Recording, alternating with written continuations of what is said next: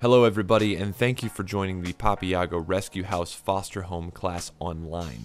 This is the class for you if you are interested in fostering parrots and would like to learn more. My name is Gardner and I will be your vocal host for this particular class. So the first question people ask is, why foster? Well, if you're here, the reason of why foster should be apparent. You have a specific kinship for birds, maybe you just like how they look, maybe you're more interested in getting along with a parrot, you'd like to have one in your life.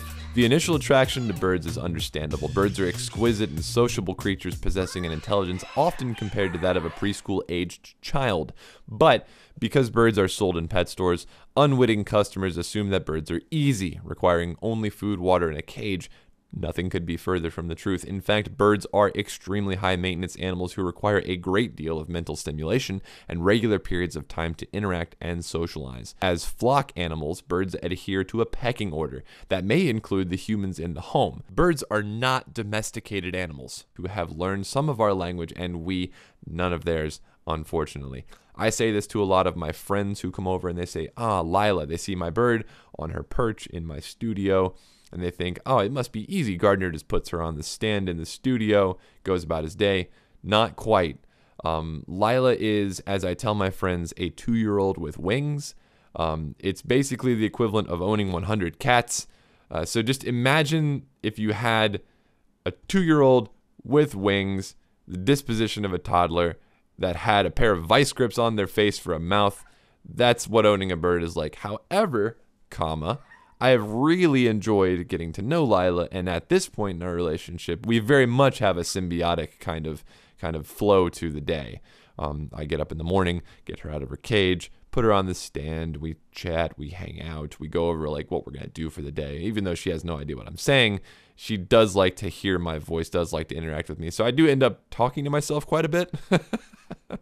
Anyway, in fact, you might be able to hear her in the background. That's my bird Lila just chiming in. Hundreds of thousands of abandoned birds, parrots, macaws, and cockatoos, many of which will never find a permanent home, have been surrendered. While parrot ownership has soared a staggering 147% over the past 20 years, from 11.6 million pets in 1990 to 60 million in 2010, our ability to provide for them has not kept pace. Due to family changes, lack of interest, or death, sometimes 3 to 5 birds are given up at a time. A loving foster home to help them recover can make a world of difference to a bird's adjustment. We're going to go over some do's, don'ts, and general tips today that might help you either have a better sense of what the responsibilities will be like for fostering a bird, what type of things we need from you, what type of things you can ask for from us. We want to set clear intentions for the relationship between Papayago Rescue House and you, the potential foster parent. Birds don't like surprises, neither do we. According to Best Friends Animal Sanctuary, the U.S. captive parrot population could swell to 100 million by the year 2020. U.S. breeders now hatch 2 to 5 million parrots yearly, and an additional 15,000 birds are illegally imported. The U.S. Fish and Wildlife Service estimates that 20,000 parrots illegally enter the USA from Mexico each year, with at least 5,000 smuggled in from elsewhere. They are now facing an epidemic of overpopulation and subsequent homelessness. There are not enough homes for them, and we have a waiting list of birds that need homes desperately. So why foster? What are the reasons for fostering a bird? Why is that important? Especially here, we have potential for there to be more birds than homes available to place those birds. So we might not necessarily have enough room for all of the birds at the rescue. It's really more about helping us mitigate the amount of room we have versus the amount of birds coming in. So rescue organizations like Papayago are limited in the number of birds they can house on premises by not only the size of the rescue's physical location, but by its licensing restrictions as well. Fostering in a home environment gives a bird a chance to more easily adjust to a sudden change in their lives. It also gives them a chance to socialize with more than just one particular handler, as can happen when a bird stays in a rescue environment for too long. Fostering is a temporary solution, so this allows you to meet and share your heart with many birds over time. Maybe if you're trying to get to know which species is best for you, this is a great solution. So one of the questions people ask, are these birds messed up? Is there some particular reason that these birds are not at their homes any longer? That depends. It could be that this particular bird was part of a will, meaning that they actually had an owner, all right, and they outlived their previous owner. That can happen. Birds live for a very long time. some as long as 80 years. And I'll just go ahead and say this. My bird, Lila, she's an Amazon. There's a chance that she might live past me. If I were to get hit by a bus tomorrow, my bird's still here and she's going to be here for a long time. So what happens to that bird? In the example where I get hit by a bus tomorrow, thankfully my wife would definitely take care of Lila after I pass. Most birds aren't as lucky, and those birds either get surrendered or worse, abandoned by the family member or friend who receives the bird after the initial owner, after the original owner passes. Not all birds in need of placement with rescues are birds with behavioral issues, such as screaming or biting, although all birds can and probably will exhibit some of these behaviors at particular times because they are birds. So you might be asking yourself, okay, is my house correct? Well, don't worry. We're definitely going to be checking your house before we even let you foster a bird. Somebody from Papayago will show up at your front door on schedule with a name tag so you know who we are, and we're going to check things. But here's some things to keep in mind. Size matters. We need to align the foster bird with the size of the room in the cage. So if you're adopting something like a budgie, you're not going to need as much space as if you were adopting something like an umbrella cockatoo or a hyacinth macaw, a larger bird. You're going to need more space. You're going to need a larger cage, and you're going to need a lot of room. A frequent question is, how big is the correct size cage for a parrot? The answer is 50 square miles. So since we cannot provide that, just as big as possible, really. Renting versus owning needs to be taken into account due to noise and possible damage concerns. Some birds, like cockatoos, will just scream. That's what they do. Call it making cockatoo noises. And that might bother your neighbors, so you need to consider that. You also need to consider that smaller birds like to chew, and they'll chew pretty much anything. In fact, all birds like to chew, but especially the smaller ones. You don't want to have your bird around something where you're not going to receive your security deposit, right? You're not going to get that back when you move out. If you've had a parakeet tear up all the baseboards. You don't want to have birds in basements. You don't want to have birds left in rooms unattended for long periods of time. You really don't want to put your birds in front of a draft or a register like on your AC system. You don't really want your birds in front of a window where the bird doesn't have an ability to get out of direct sunlight. And you also want to have an area where you can quarantine your birds.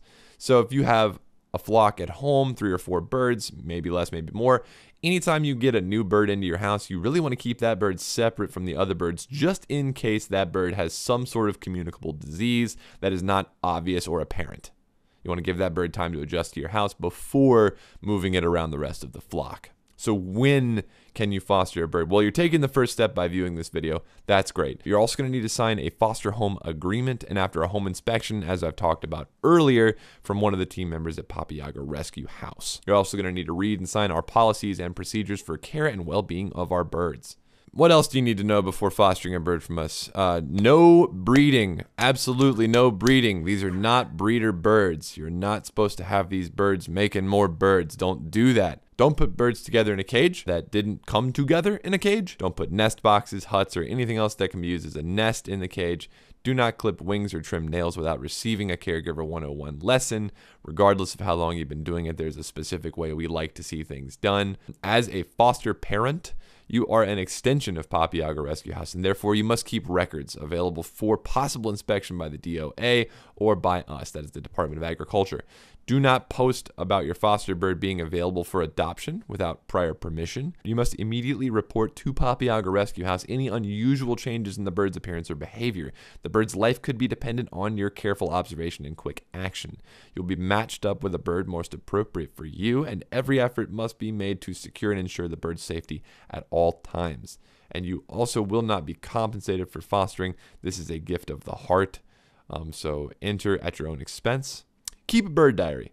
Keep a book where you can, if you don't journal or have a diary, maybe it's the time to start. Just keep some sort of a written log about what's going on with your bird. That way, if any questions arise from us, we can call you up and you can just read verbatim, hey, today my bird pooped on the stove, and that was annoying. Anything really is good to write down. My bird likes mangoes. My bird doesn't like tomatoes. Those kind of things are great for us to know, because this bird is going to exhibit some different behaviors being in your foster home than they do at the rescue, because they're going to be out of their cage more, hopefully. They're going to be handled by a different person.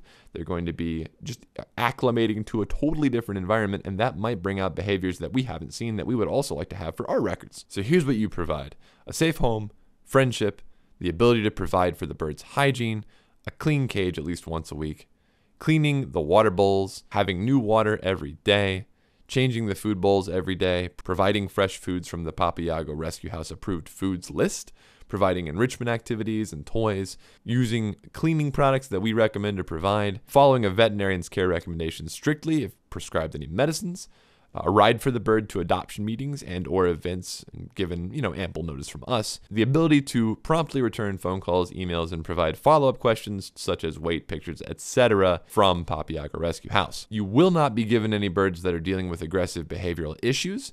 You will not be given any birds without any known history without affecting confidentiality. You won't have your information shared with the general public, so we will not tell people where a particular bird has been fostered. That is not their business, but only the business of us. So there is a bit of confidentiality between Papayago Rescue House and you, the foster parent. So what do we provide? That's the question you want to know, is how can we help you? Because we've obviously stated how we'd like for you to help us. Now here's what we can do for you. We can give you support, do a bit of vetting. When we say vetting, what we mean is that we'll take them to our approved vets and be sure that they are in good health and are microchipped. We can do a bit of training with you. We can provide you with training, tips, how-tos. We have a 24/7 availability policy. You give us a call as a foster parent, we will answer the phone.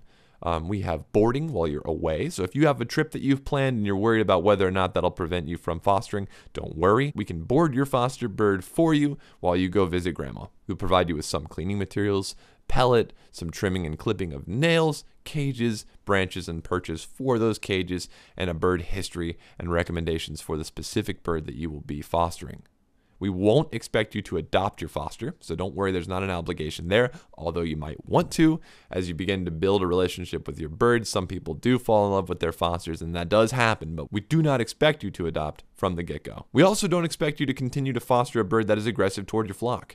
So if you have multiple birds at home, you bring home a foster from us, and that bird just decides to be a total jerk, we don't expect you to keep that bird. That is a disruption of your family. That is not something we expect you to put up with. So here's how the food situation breaks down. You got your daily food, and what we recommend is half of the diet of your bird comes from pelleted food, a quarter of the bird's diet comes from fresh food, and a quarter of the bird's food comes from some sort of dependent addition. There are a lot of things that birds can eat. In fact, the things birds can eat far outnumber the things that birds could not or should not eat. And basically, if you think about it, birds in the wild are going to eat a variety of things because they can fly around, right? They can fly around from tree to tree. They can go all over the place and get their own thing. So they're actually pretty interested in trying varieties of things. Many of the birds have not received proper nutrition in their histories, so it's very important to give them the diet plan we prepare or advise you to give them. Freshly washed fruit, vegetables, nuts, and sprouts are part of an everyday balanced diet. For instance, my bird Lila, I keep some food in her bowl, right? Some pelleted food, and this is supreme. It is actually, it kind of looks like Fruity Pebbles. Anyway, so we keep it in her bowl, and she can eat that when she'd like to. I call it abundance feeding, right? It's available if she wants it. But throughout the day, since I'm a vegetarian, I cook. I work from home and I cook. And so I take her upstairs with me to the kitchen. I chop up things for my dinner, and I just kind of feed her things. I say, hey, what do you think about this? And I'll start handing her stuff, and she'll eat it. I found out that she really likes to eat strawberries. Not a huge fan of mangoes, but we're working on that. She really likes peas. We're working on getting her to eat noodles. She'll eat nuts and all sorts of other fruits, just kind of on an ad hoc basis. Just as long as you're not feeding your birds a bunch of weird stuff, like you shouldn't really feed them mushrooms. Don't give them garlic, no onions.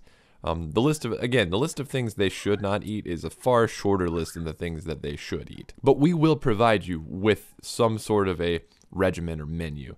So you really won't have to do a lot of guesswork. We'll let you know what they should eat, but just keep in mind that they should eat a variety of things.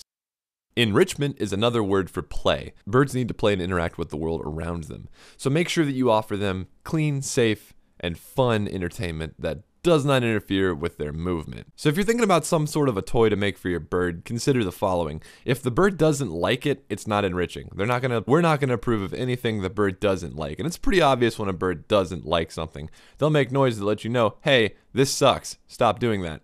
If you're unsure if you should use the material, you can always ask us. Again, we're available 24/7. If and when you do create something that you design for a bird's enrichment, clean or replace the enrichment toys at least once a week, unless out of the way of food and droppings. You really don't want to contaminate your bird's environment, and enrichment items should not interfere with the bird's ability to move. Cages.